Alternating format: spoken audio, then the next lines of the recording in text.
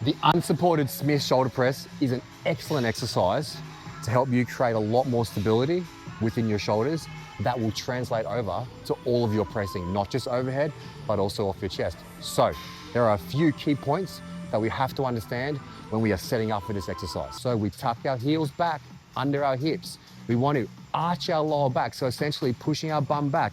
That's perfect positioning there.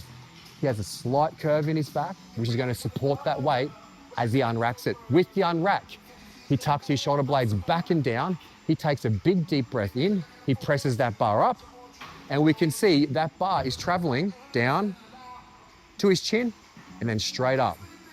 As he is doing reps, he is focusing on tucking his shoulder blades back and down. There is no movement there. This is tucked, this is strong. His heels are staying pushing down, his hips are nice and tight. That bar is hitting his chin and it's straight up and down. As it gets heavy, he is not allowed to break that form or technique.